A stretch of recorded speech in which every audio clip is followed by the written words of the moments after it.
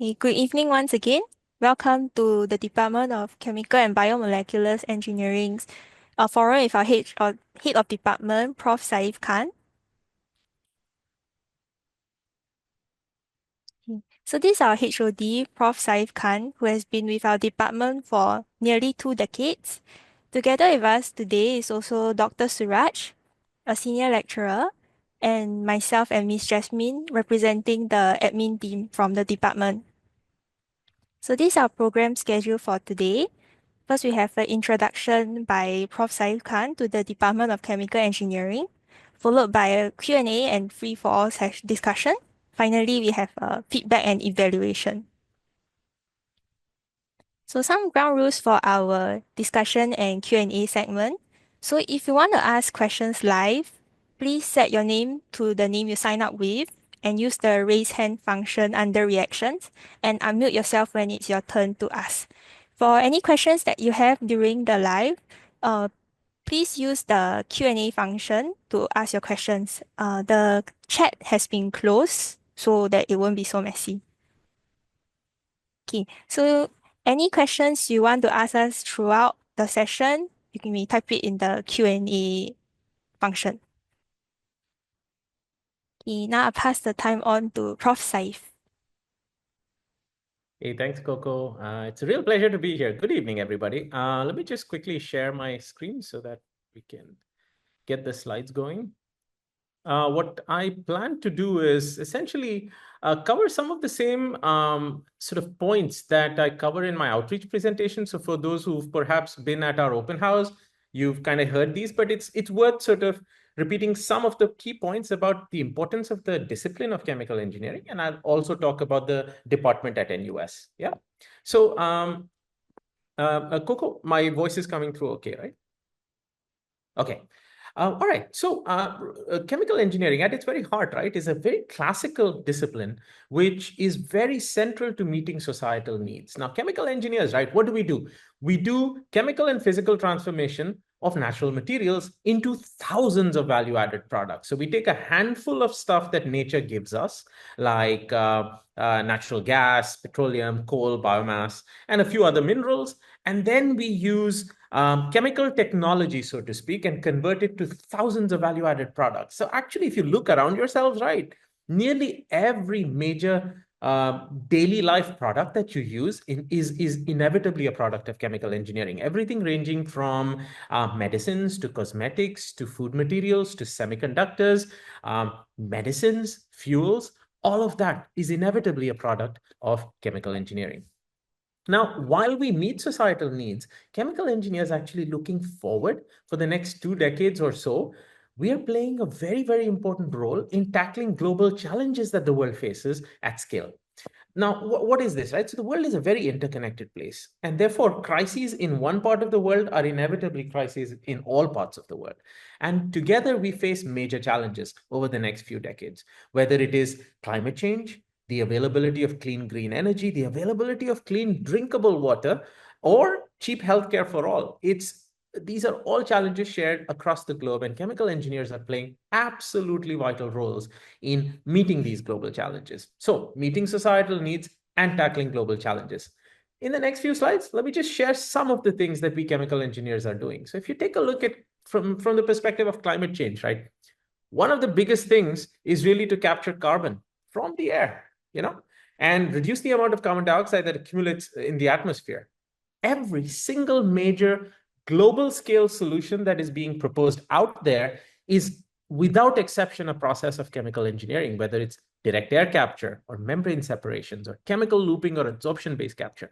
All of that are fundamentally chemical engineering processes. Now, this is not new to us, tackling challenges at the global scale. One of the most important innovations, period, of the 20th century was the process that allowed us at scale to take nitrogen from the air and convert it to fertilizer, the so-called Haber-Bosch process, which was first put together in 1910. That one process has fed most of the world's population, and it is fundamentally a chemical engineering process.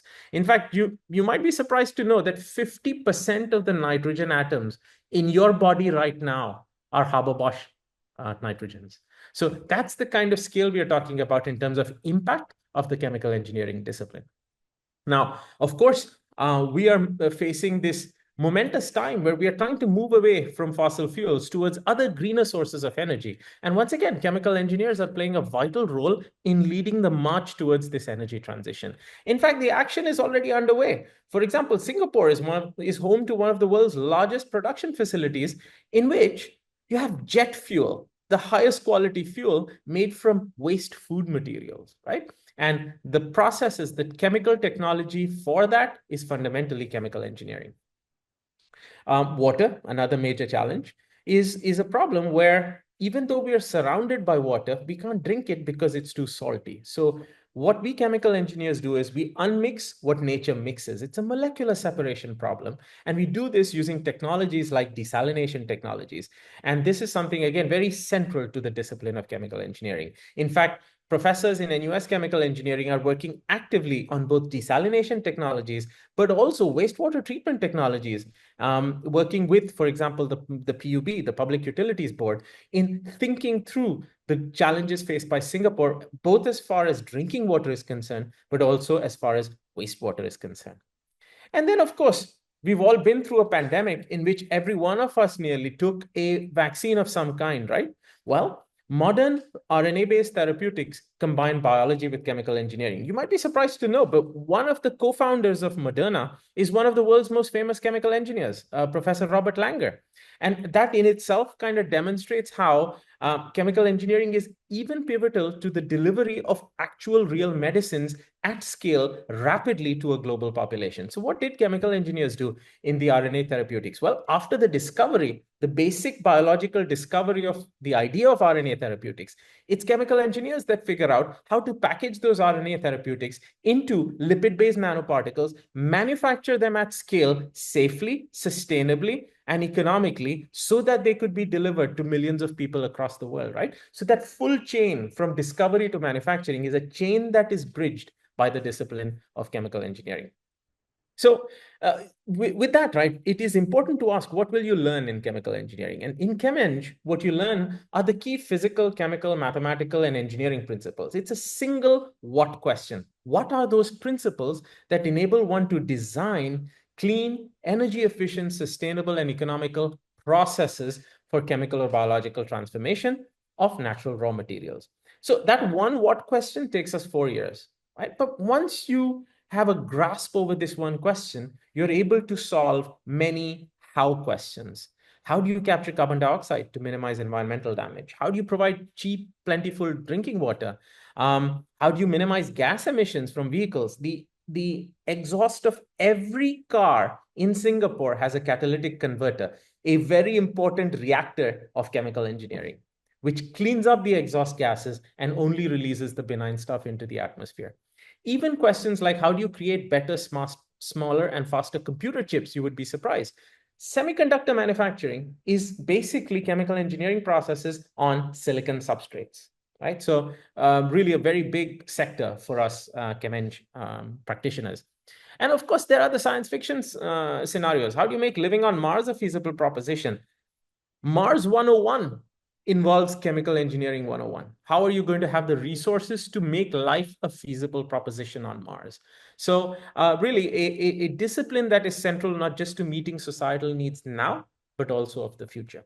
So at NUS Chemical Engineering, we immerse you in the very fundamental principles and with a touch point to real practice right from SEM 1 year one, right? So we give you a visual introduction to the foundational concepts of chemical engineering in an active studio-based environment. So you're not just doing experiments for the sake of doing experiments, you're actually doing experiments to visualize foundational concepts, to better understand them, so that when you later encounter them in a theoretical format, you're well equipped to understand that and put it to practice.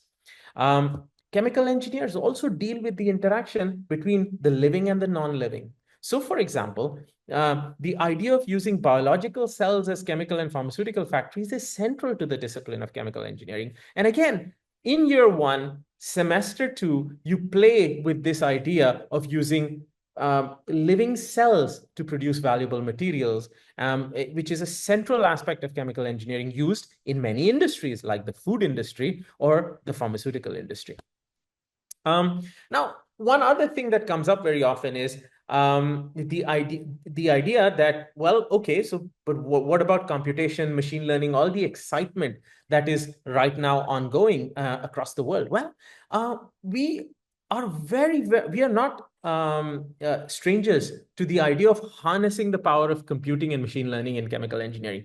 We've actually been doing that for decades, and so when you join NUS Chemical Engineering, you really interact with the power of computing and the power of machine learning in a very routine manner across subjects. So this, for example, on this slide, I've just put some code that I teach in my class, which is a core class in reactor design. And we harness the power of computing to really simulate and design reactors that are impossible to design on pencil and paper with pencil and paper and handheld calculator type calculations, right? So this is something that is very integral to the discipline, and it's something that you will actually work with from day one.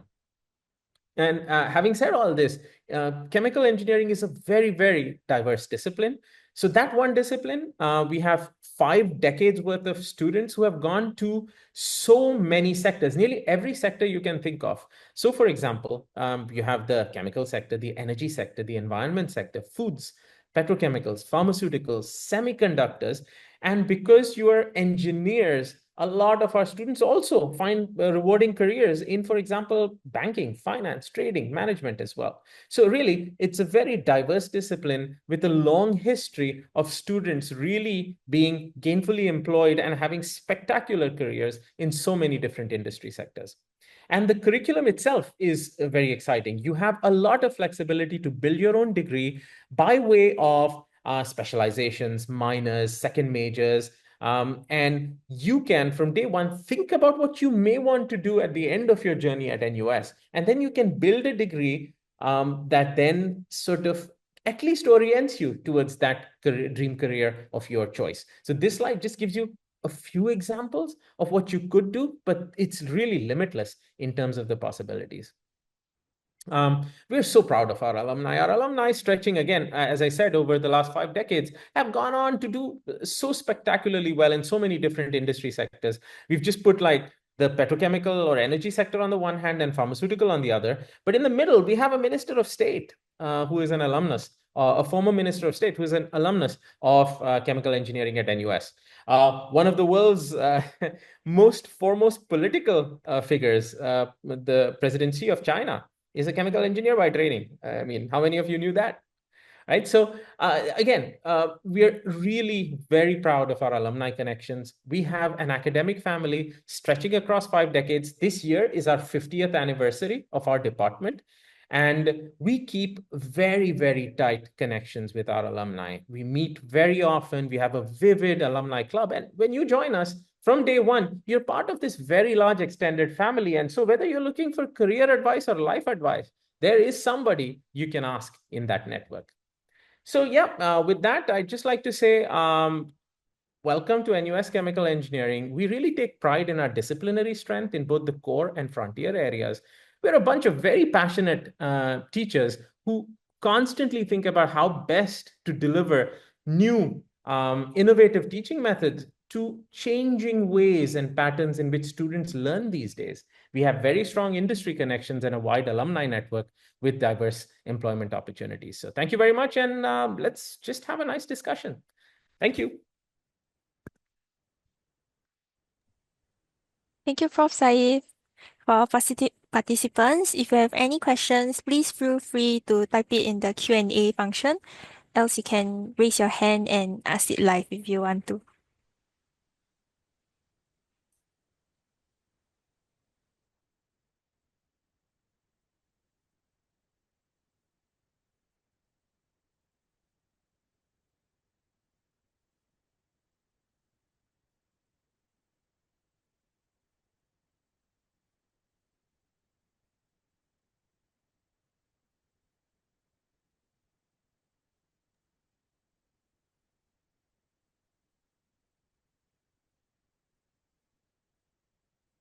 Any and all questions are welcome. We've in the past, you can literally any direction. It could be academic, could be co-curricular. Yeah, please feel free. Yeah.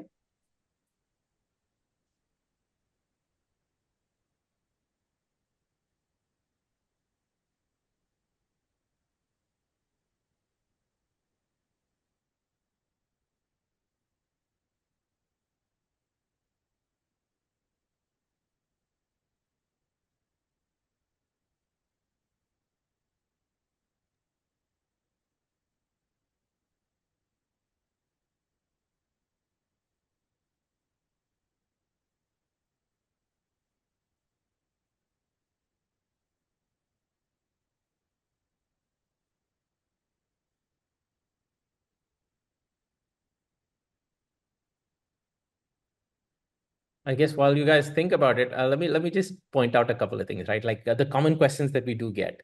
And Dr. Suraj and I, we've fielded so many questions over the years, right? So some questions would be, right, what are your major employers, right? So for example, some of our major employers we can tell you is the semiconductor industry. So companies like Micron, the pharmaceutical industry, companies like GlaxoSmithKline or Pfizer. And then we have, of course, the energy, chemicals, petrochemical industries. So all the major giants that you're talking about in terms of like Shell or ExxonMobil, etc. And the landscape is always shifting. But if you look at the major sort of global projects out there, a lot of that in terms of decarbonization, energy, and sustainability, I mean, all the solutions being proposed are chemical engineering solutions. So there is really a resurgence of interest in the forward-looking aspects of the discipline, and Singapore is at the very forefront of this. So, right, Suraj, and so I think what we can talk about is in terms of employment, there's a lot of sectors, and you can figure out for yourself, what sectors you may want to. You can, when you come in, talk to professors, try out maybe research projects, etc., try out internships, and you can then make a good call about yeah, which sectors you may be interested in. What do you think, Suraj? Right? I mean, that's Yes, that's always indeed. a Yes. classic question. Yeah, yeah. In fact, quite a lot also go into trading these days. Consultancies is also increasingly, we see more of our students going into consultancies. Yeah. Yeah, yeah, yeah. So that's one classic question, right? The other question, other classic questions, right? How much physics is involved in chemical Yeah. engineering, right? And again, like, look, physics is involved in all engineering, Yes. right? But what we typically try to do is we try to give you in a self-contained way, right? All the stuff that we teach is self-contained. We don't assume anything, right? We assume, yes, you've entered NUS, you're good enough to get into NUS, right? But after that, all our courses are self-contained. So it's not a major concern, not for Chem-Eng, but not for any other engineering. Yeah. But yes, I mean, mathematics and physics is needed. So even for a discipline that involves chemical technology, right? Because Yeah. you're designing processes quantitatively. You want to minimize energy consumption, maximize the yield of your process, and so on. So you are going to use mathematics and physics in addition to chemistry, Yes. right? Chemistry, of course, is the most important role, but you're going to apply the other tools because you're translating a discovery at the laboratory scale to an industry scale process, right? And so chemical engineering teaches you how to do that. Chemistry doesn't. And that also is a very common question. What's the difference between chemistry and chemical engineering, right?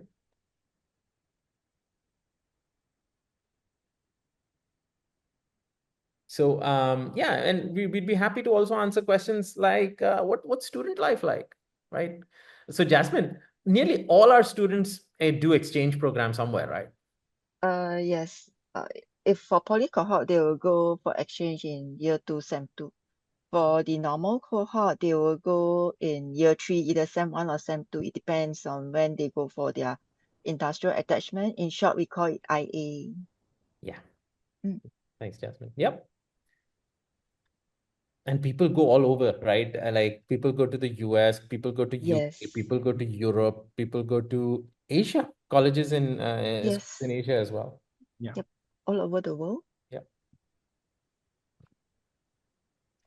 Guys, don't be shy. Ask us any questions. Yes. Yeah, we don't bite. And we can't see your face, so just ask. Yeah.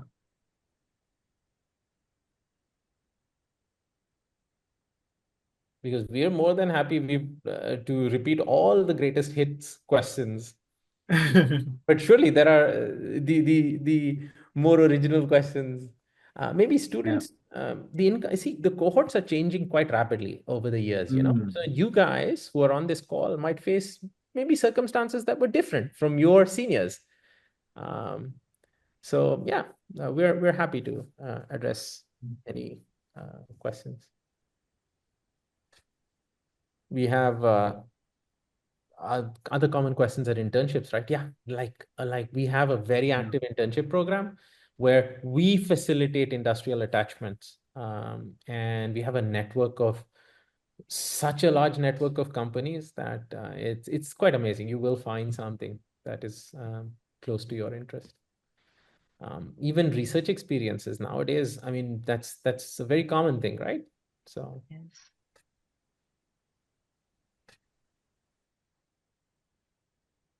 Suraj, can you recall other greatest hits questions? We can try to answer those.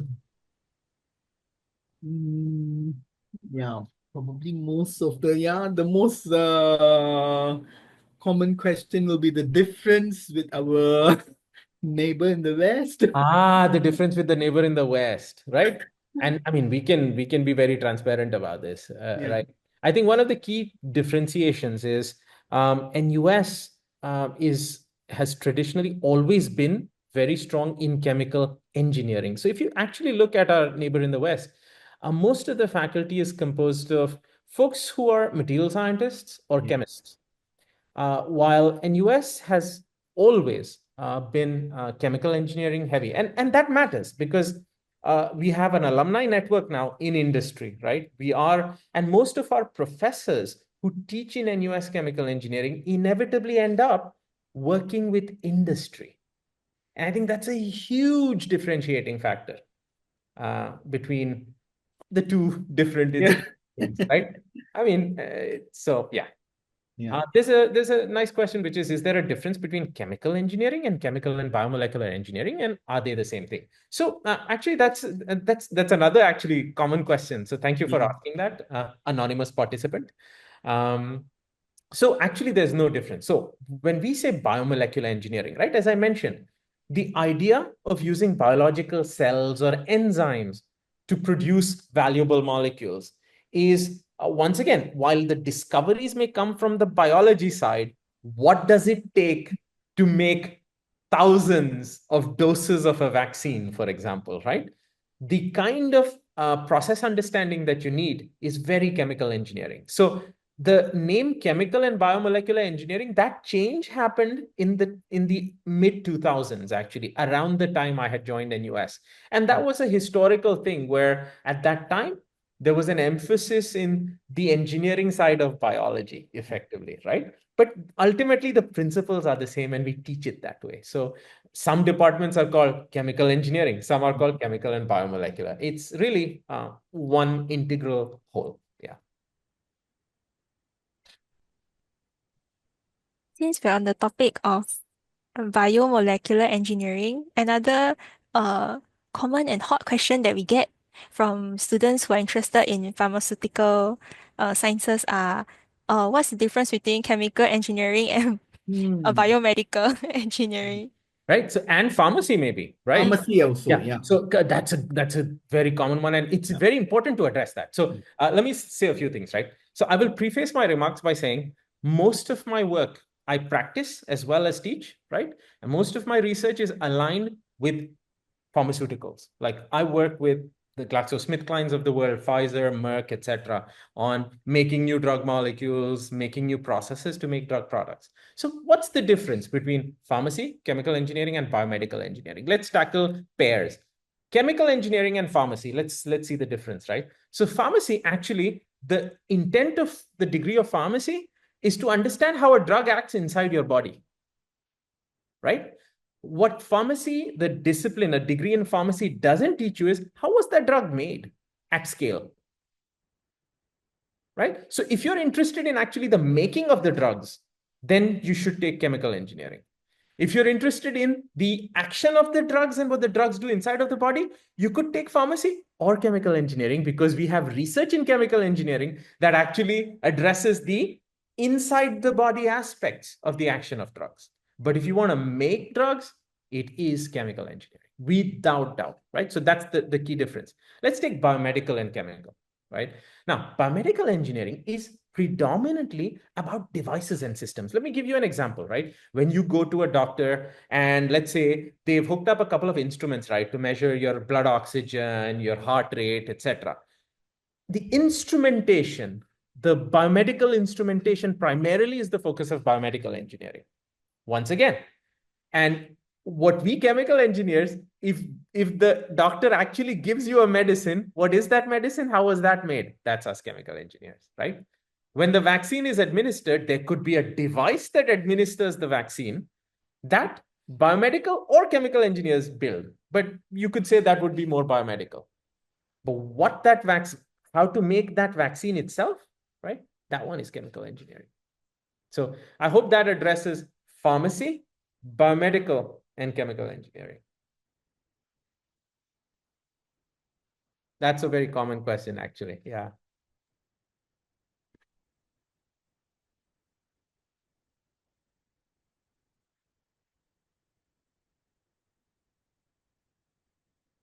It's actually rather interesting, right, across when we look at group dynamics.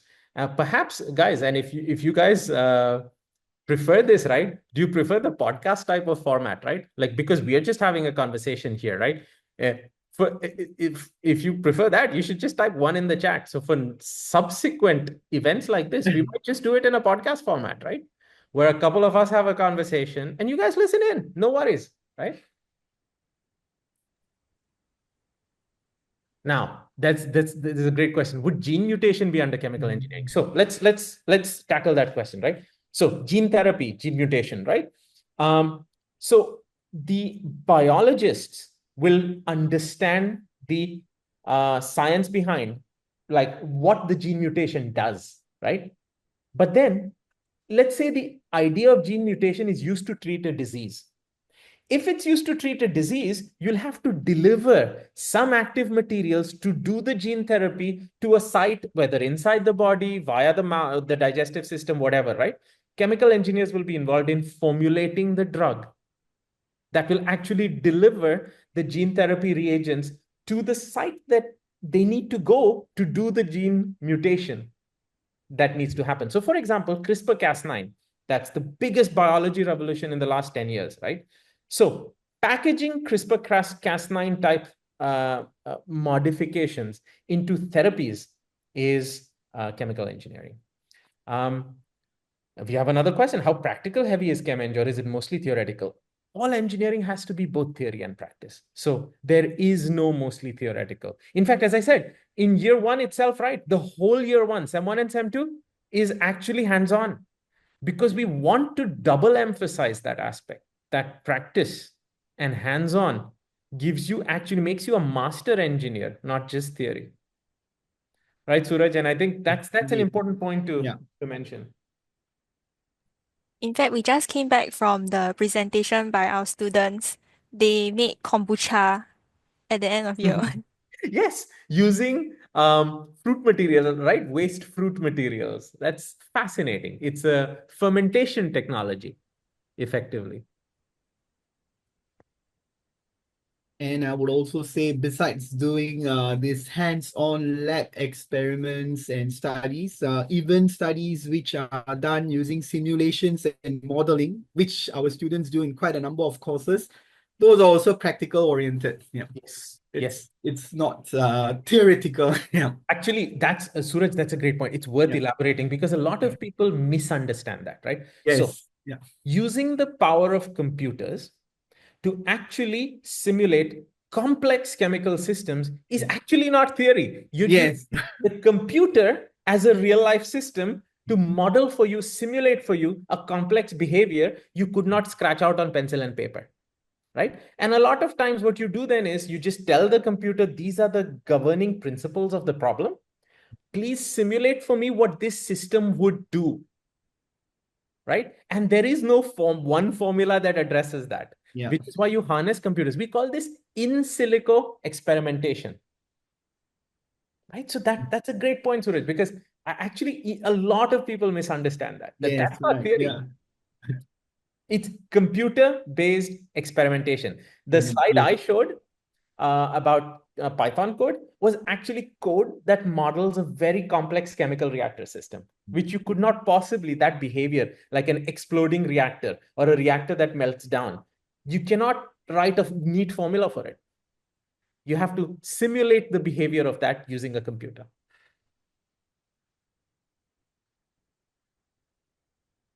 So the next question is, how hard would you say it is to get into NUS chemical engineering? Do you look at purely grades or super curriculars too? Oh, Jasmine, you may have to take this one. Okay, for poly cohort, we do have the aptitude-based interview, so not to worry about that. So we look not only at grades lah, but for undergraduate admission is handled by the admission office. So at department level, we don't really handle admissions applications, but we do address queries pertaining to admission. I hope I address your question.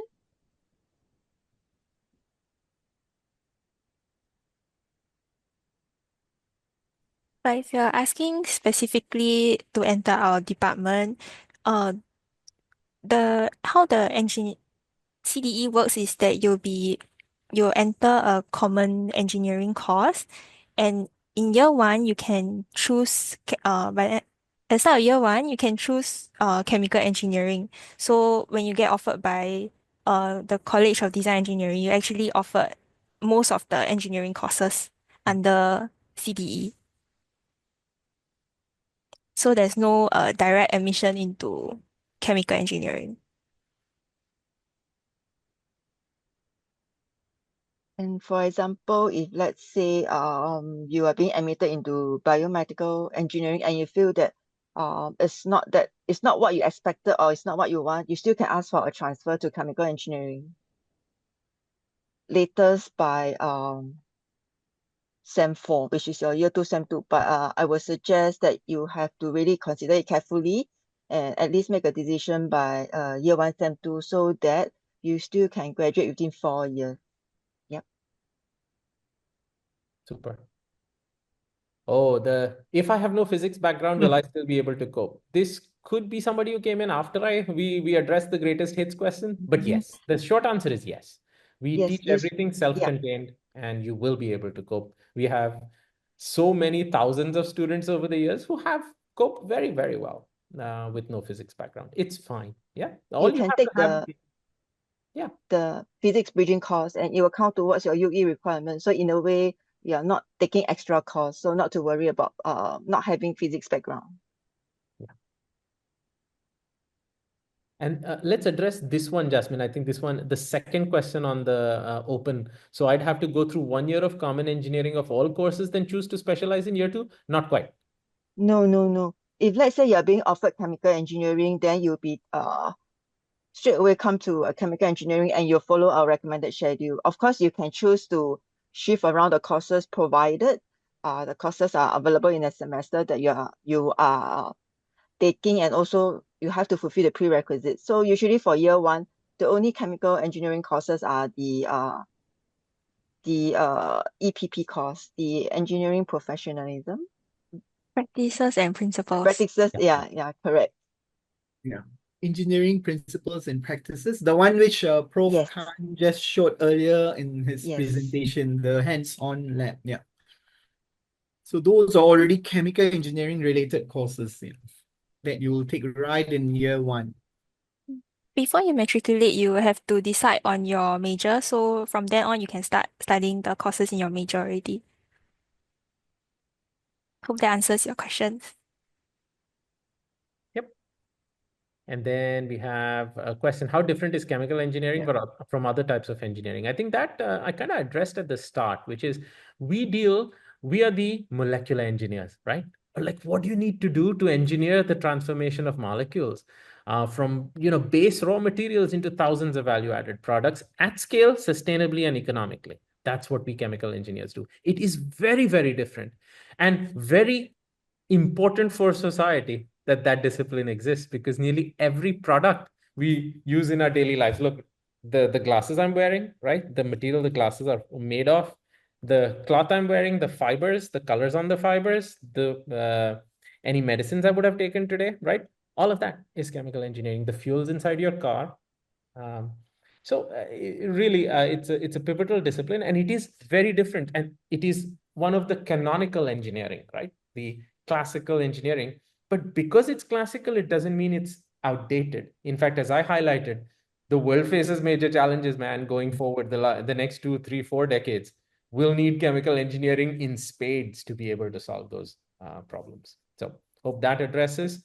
Then what are the common engineering modules? So to give you an idea, maybe not an exhaustive list, but an idea, right? We have common engineering modules, for example, in computer programming and machine learning. We have common engineering modules in writing and critical thinking, for example, right? So those are the kinds of like what we call base level skills that pretty much all engineers should have. Those would be your common engineering modules. And then, of course, we put on top of that discipline-specific modules. And I believe that's information available on the website. We can, Yes. yes. Right? Okay, let's see. So how heavy of a workload would 2 minors be along with chemical engineering? That really depends on your appetite, right? Yeah. We've seen students do 2 minors comfortably. We've Yeah. seen students do 2 majors comfortably, and even madder cases of students doing more. It really depends. And I would say you should, if you want to try it out, you should try it out. But there is no harm in saying, all right, this is not for me, right? Yeah. And then reducing your workload, because university is not a race. Ultimately, you want to just really learn something really, really well. So yeah, it really depends to answer that question. We can address the bachelor degree work at NUS separately, but first, this one is for Coco and Jasmine. What's the support structure like in chemical engineering? You're looking at 2 of the people you're going to ask a lot of questions of. I mean, we are always around, but one of the key points of contact, for example, would be Jasmine. Jasmine, would you like to answer what is the support structure like in chemical engineering? Sure. The support is always here for you. You just have to take the initiative to ask us. So we do have students that walk into the department office and to sit down with us to talk about curriculum planning. No, we do have some freshmen currently that just walk into the office, and then we will discuss about their career planning throughout their 4 years. Of course, along the way, there'll be changes here and there. So yes, even when students are on exchange, they will still call me because of time difference, and sometimes I will just get back to them, even if it's after office hours. So yep, the support is there. But of course, you have to do your part. Absolutely. I think for this generation of students, right? I think one of the main things is come up and ask, right? Yes. Come up to us and ask. Nobody's going to bite. And we'd love to chat with you, you know? Besides department support, we have a very active student society called CHES, the Chemical Engineering Student Society. Yeah. So they also have recruitments for student tutors. So they will pair you with, if you sign up, you will get a tutor that you can ask questions about Yeah, anything. it's the peer tutoring program. How does the bachelor degree work at NUS? So look, there's a simple answer. The question is somewhat broad, right? The simple answer is, one, the bachelor's degree at NUS is one of the world's prominent degrees. Yeah. I mean, there's no question about it. It makes you marketable anywhere across the world. We have alumni all across the world, every sector you can think about, right? So in terms of benefit, look, a bachelor's degree is a stepping stone towards something, right? It's a stepping stone towards a career of your choice, perhaps. And frankly, at this point in the world, that a bachelor's degree from NUS gets you very far. Yeah. So do the bachelor's degree if you're interested in building skills in 1 or 2 areas and then deploying them in an industry sector of your choice, for example. So it works quite well. Is there a difference between pharmaceutical sciences, engineering, and chemical engineering? That one we've already addressed as one of the questions earlier on. I think for the benefit of those who are here, maybe it's not worth repeating that answer, but it was addressed earlier. There's a very big difference. A TLDR, pharmaceutical sciences is all about the action of drugs in the body, but if you want to learn how to make the drugs, become a chemical engineer. Yeah. How hard is chemical engineering compared to engineering majors for an average student? Look, chemical engineering, being the diverse discipline it is, being the foundational discipline to so many sectors, let's just say it's not easy, but it is that not easy is the sort of stepping stone towards superpowers effectively. You can enter so many sectors. So yes, it is considered to be on one of the more challenging degrees. And this is not just in NUS, huh? This is across the globe. Why? Because it prepares you for such a diversity of careers, and the kind of things you learn are so new and interesting that it is more challenging than the average sort of engineering degree, but that with it comes a benefit, right? So yeah, there's no point in saying, oh no, it's super easy. No, right? That's not the case. I did my PhD at MIT, and course 10 at MIT, which is chemical engineering at MIT, again, was one of the harder courses in engineering, and it is true of most universities across the globe. But it comes with a significant benefit, right? Which is employability in so many different places. Okay, how much of a value add is masters? Well, look, that one is up to you. What do you want to do with that masters, right? It is a value add. Any additional degree is a value add, period, right? Because you're then choosing to do more specialized work in that discipline. So that's just a categorical yes answer. But then what do you want to do after that? Maybe if you want to pursue research a little further, yeah, there is a different kind of value addition, and you would do different master's courses towards that. If you want to pursue a specialized industry sector, perhaps, then that's another pathway. Any postgraduate degree is a value add, period. It's what you want to do with it that dictates how much of a value add. Suraj, what do you think? Yeah, indeed, yeah, definitely. And it also depends on what you want to do in the future. Yeah. Yeah, right. So, um, Jasmine, Yeah. is it competitive to go on overseas exchange program? Yes, because it's very competitive, especially chemical engineering students all want to go on exchange. So usually we'll have half the cohort that go on exchange, and basically the minimum requirement is you need to have a GPA of 3, and your grades must not have any C or lower. And because we have quota given to us, and it's also on a reciprocal exchange. So if partner U did not send any students over to our side, we can't send any students over also. So yeah. Thanks, Jasmine. No Oh, the next one is a very personal question. Is it true that academia pays less than industry, and why did you all choose to go into academia instead of industry? I mean, I can speak for myself. We'll let Suraj also answer. Look, I think one of the key things we choose to come to academia is we love teaching, man. And we love the idea of a career in which we are forever, like, working with students and sort of not just teaching them, but learning from them. I can speak with experience that I arguably over 20 years have learned more from my students, at least as much, if not more, than I have taught them. And that is the big draw of an academic career. Yes, if you spend, like, if I look at myself 20 years, if I spend in industry, I would earn a lot more money. Yes. But would I be more satisfied? That's the question you have to ask yourself. The academic career is not for everybody, right? Yeah. We chose because we believed that was something that we wanted to do. And we are still here because we still believe that. Yeah. Suraj? Yeah, I have exactly the same reasons as well as experience as what Prof. Saif Khan has said. Yeah. In fact, after I did my industrial attachment, I decided that I don't want the industry. That's why I'm here. Yeah. And I really it's the same as what he said. I love interacting with students. And as he said, I've also learned a lot from my So students much. over the years. Yeah. So much, right?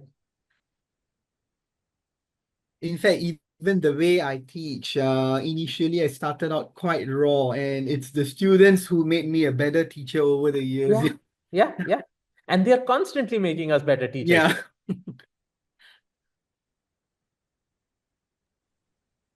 Dr. Suraj, do you want to address this question? What is other points that you feel make NUS ChemEng a better Okay. degree than the one at NTU? Sure. So, Prof. Seth Khan has already highlighted the expertise of our faculty. So, if you compare, we are very strong in the core chemical engineering, and the chemical engineering program is it's very unique, and it works well only when you are taught by chemical engineers. That's one. Second thing I would like to highlight is the teaching quality. If you look at our faculty in the Department of Chemical Engineering at NUS, nearly 1/3 or even more are teaching award winners, and these teaching awards are not easy to get. It's very competitive. Yeah. And this just proves that how dedicated we are towards our teaching. We use all different types of pedagogies like active learning, a flipped classroom. So basically, what we do is we try to cater to the students and offer them the best experience with respect to teaching. So that is something which is, in fact, chemical engineering department in NUS itself, within NUS itself, chemical engineering is known to have a very high proportion of teaching award winners. Yeah. So that is something which is a very strong point compared to our neighbor in the West. Yeah, so that is something which I would like to highlight. And maybe you could also check out the technical electives that we have on the plate for you. It really covers a diverse spectrum of topics and areas, which is something which, if you are very serious for a career in chemical engineering or engineering related areas, so that would certainly be a positive point for you, because you can choose to specialize in diverse areas by taking these technical electives under the unrestricted electives that you have, the quota that you have. So these are some of the points that I would like to highlight. Yeah.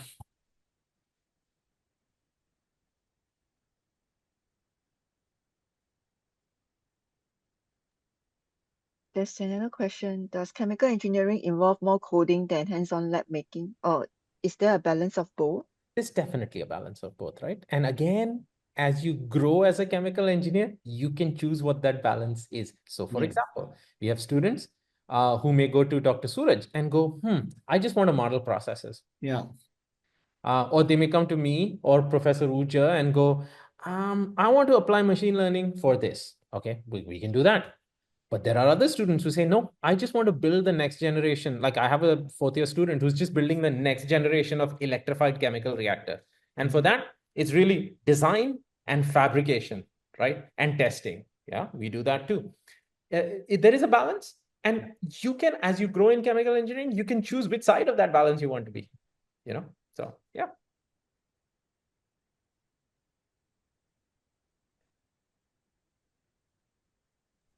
Any more questions? In the meantime, Prof. Saif, I'll be showing the QR code for the feedback evaluation, but participants still can ask any questions they want in the Q&A chat.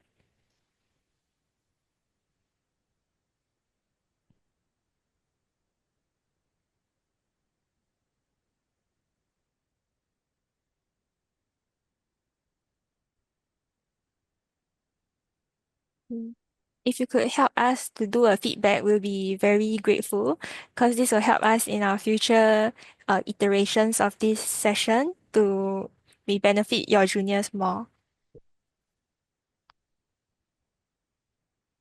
But if you still have any questions, we are happy to answer them. You can just type in the Q&A function. Yep.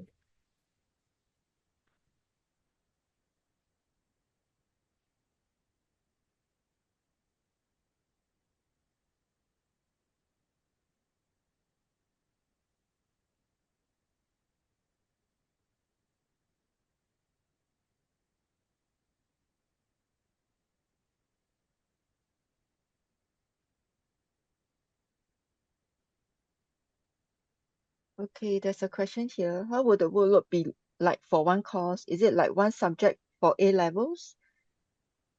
Anybody want to address? I think Suraj would be the best So I person. have gone through A A level, levels. but that was a long time ago. But A level, if you look at any, let's say I took chemistry, physics, biology, and maths for A level. So whatever is covered is over 2 years. So that is, I would say that's much more that is covered in a single subject in A level, whereas what you learn in the university, it's not just for our course. Any course in any university, they do by module or course, and that is over one semester, which typically runs for and like I would say 10 to 13 weeks, depending on the university. So in NUS, it's 13 weeks. And you see that you cannot really compare with the A level load because that is something which you cover over 2 years. And definitely that is much more. The A level load is much more. Yeah. Yeah. Yeah, if every class of Yeah. 13 weeks had A levels worth of baggage, Oh dear. my goodness, That's it. both the teachers and students would be dead. Yes.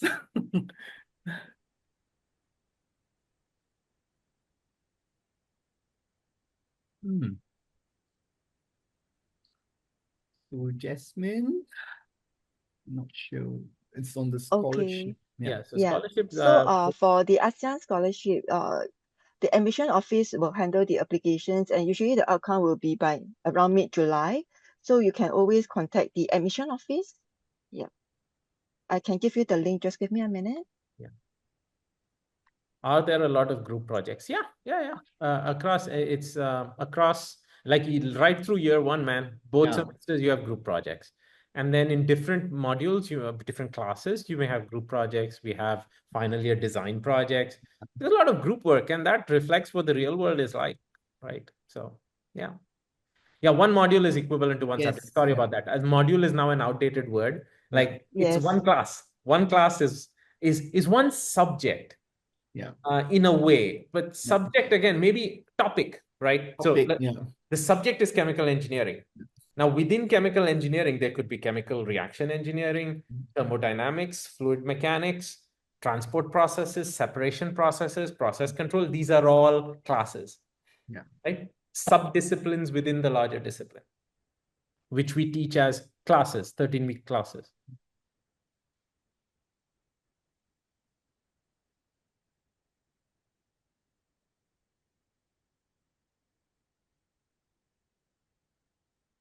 Do the physics topics mods. There's no physics topics mods. You will see physics sprinkled everywhere, right? So there's, and so even in year one, you will encounter physical ideas, right? And as we said, that's all self-contained. So it's not like you have to suddenly start recramming physics work, right? No.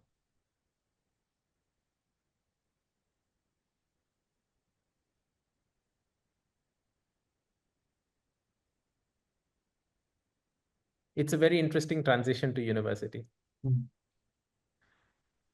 Can you SU a core module? You can, there's only one, you can, provided there's no prerequisite.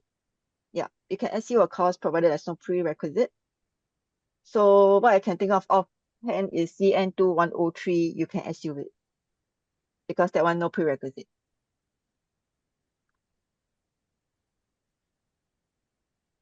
So in case you don't know what is CN2103, is material and energy balancing. Yeah.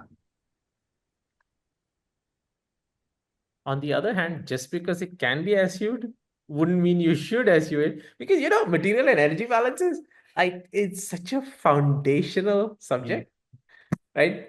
If you want to just to give you an example, if you want to make sense of any major global scale proposal for, let's say, carbon capture or decarbonization, and it's involved some chemical thing, right? You're going to first apply material and energy balances to make sense of whether that is BS or practical. So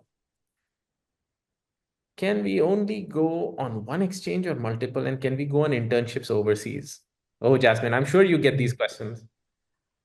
Obviously, you can only go on one exchange because you think of it, you still need to go for your internship. We call it IA. So basically, your year 3 will be gone.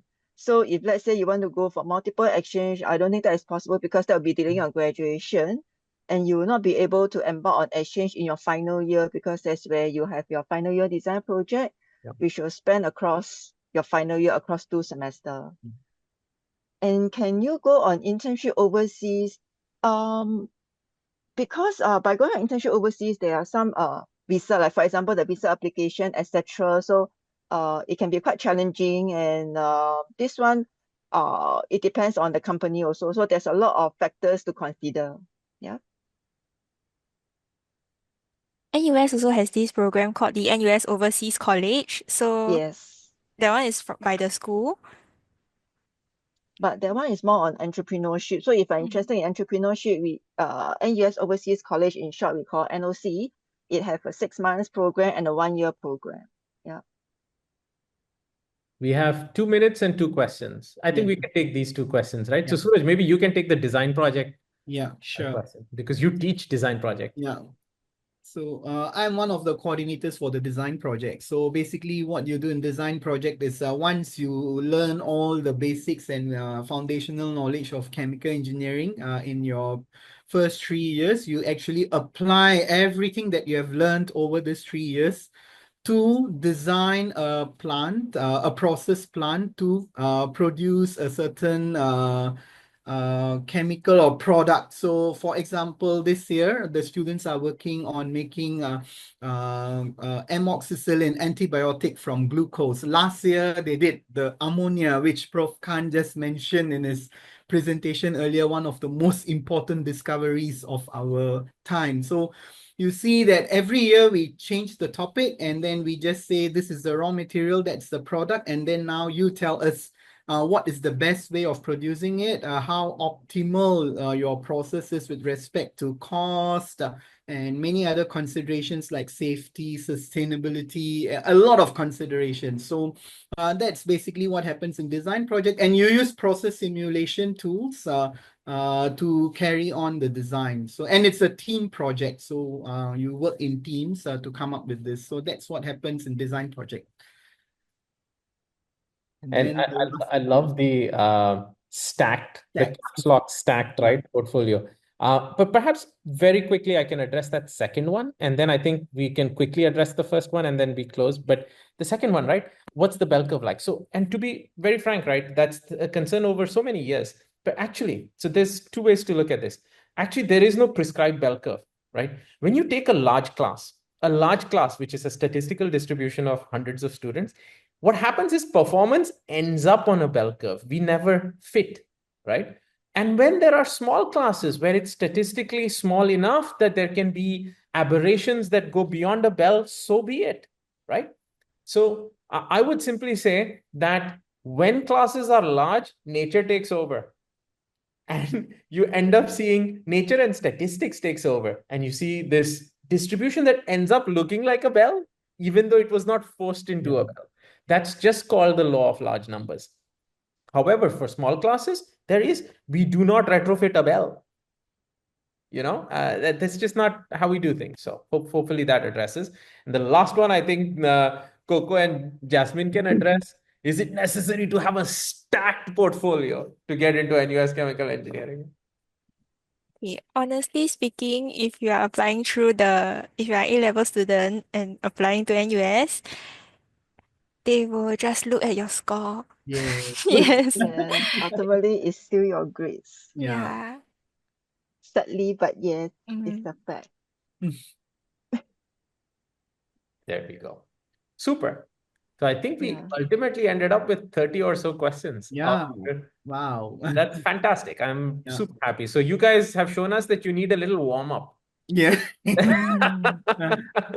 And then we can, so that's actually useful for us in future Yes. iterations of this. Yeah. I guess we can do that. But again, I really like to thank all of you for coming and asking all these wonderful questions. Of course, we are available on email to address any other questions, all of us. So please do fire questions at us.